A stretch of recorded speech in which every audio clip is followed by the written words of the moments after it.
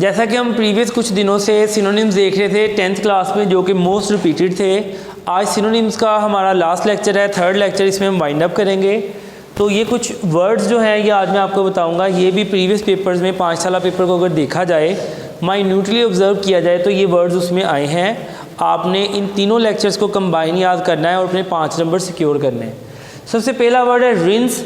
इसका मतलब है भिगोना या धोना, गीला करना। तो इसका सिनोनिम जो है वो वॉश होगा। अगला वर्ड है स्ट्रिक्ट। इसका मतलब सख्त मिजाज होता है, हार्श।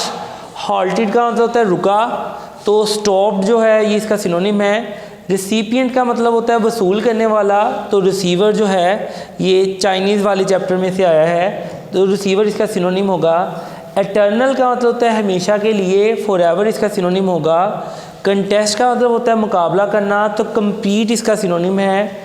ये इंटरेस्टिंग पॉइंट है, यहाँ रोरिंग मैंने उधर भी लिखा है, रोरिंग यहाँ भी लिखा है। आमतौर पे most of the time roar का मतलब होता है शेर का चंगाड़ना, उसका मीनिंग होगा हाउलिंग।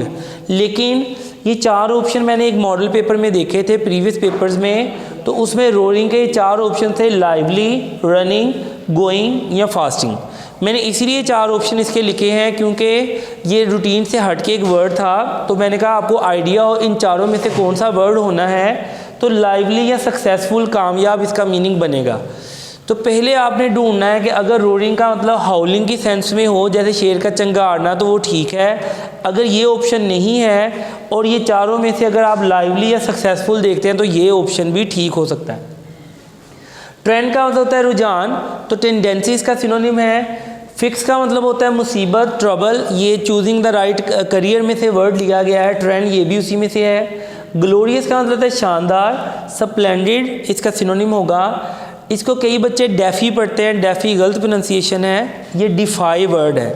डिफाई का मतलब होता है इनकार करना। ब्रैकेट में मैंने लिखा है हकीकत से इनकार करना। अगर आपको कोई काम कहता है और आप उससे मना करते हैं तो वो रिफ्यूज़ होगा।